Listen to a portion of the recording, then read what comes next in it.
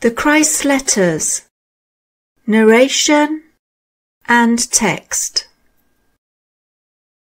Letter 1.6 My Early Life and Experiences in the Desert. I was born in Palestine. My mother was convinced that I would be a Messiah. Contrary to popular belief, I was not a saintly child.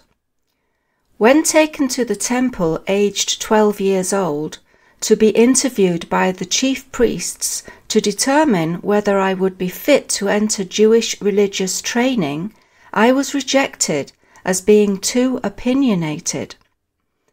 Bitterly disappointed, my mother took me home again, and did her best to raise me in the sanctity which marked her own demeanour at all times. This was an impossible task, for I was, above all things, an individualist and unruly in behaviour. I resented my mother's guidance and her attempted discipline. As a youth, I became unmanageable, a true rebel.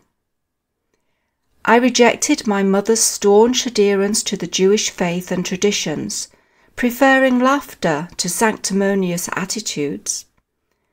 I refused to learn a trade which would have bound me down to routine.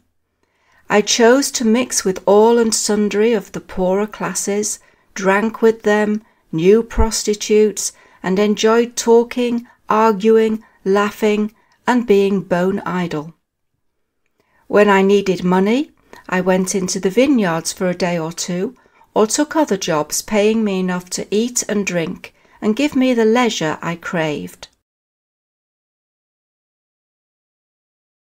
For all my many shortcomings as a human being, my careless, easy, indolent attitudes, my self-will and egocentric determination to think my own thoughts irrespective of what others might try to tell me, I cared about people very deeply.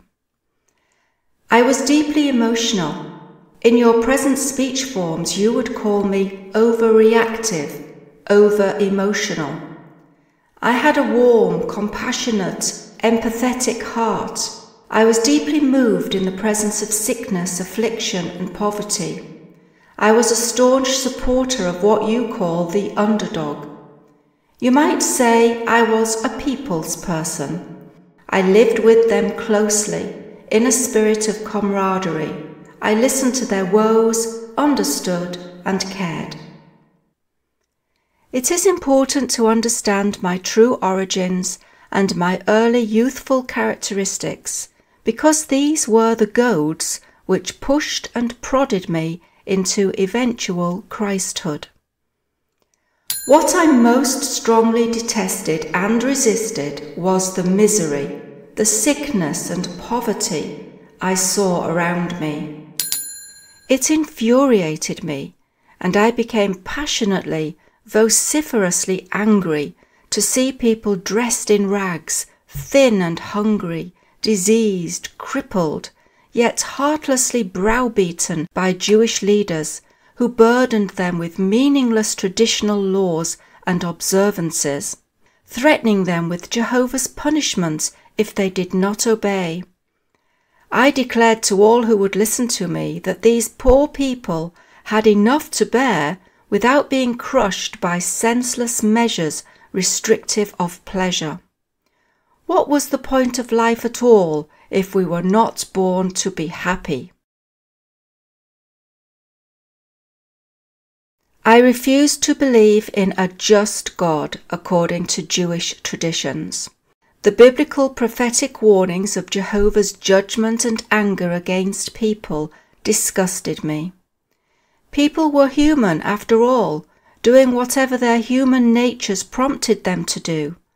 They had been born sinful, so why should they be judged and condemned to live lives of suffering and poverty because they had broken the 10 Commandments? Where was the sense in such statements? To me, this Jewish belief depicted an illogical, cruel God, and I wanted nothing to do with him. It seemed to me that if such a deity existed, it followed that mankind was doomed to eternal misery. The simplicity and freedom I found on the hillsides, the plains, the lakes and the mountains refreshed my inmost spirit and quietened my angry murmuring against the Jewish God. Consequently, I refused to believe a word that the Jewish elders tried to teach me. However, during my middle 20s, a new line of questioning took possession of my thoughts. As I walked ever more frequently alone in the hills, my rebellion was gradually replaced by an all-consuming longing to know and understand the true nature of that which must surely inspire and respire through creation. I reviewed my lifestyle and saw what suffering my actions had caused my mother and many other people. Although I felt such deep compassion for the weak and suffering, my rebellious nature had prompted much thoughtless and selfish behaviour towards my family. My underlying love for them now welled up in me, and I found myself becoming equally rebellious against my past behaviour. I heard talk about John the Baptist and the work he was doing amongst the Jews who came to listen to his words, even from Jerusalem. I decided to visit him to be baptized myself.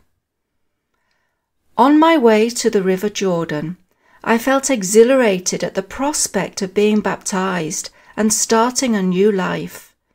I knew that, despite my unruly emotionalism, I had also been born with a keen intelligence and a gift for insightful, impressive debate, which I had used willfully and negatively, leading people into unruly arguments.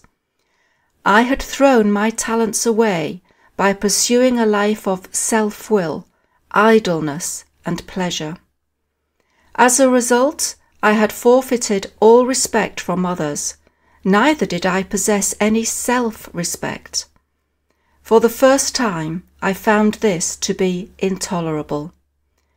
It occurred to me that, in the future, I could and must put my natural gifts to better use.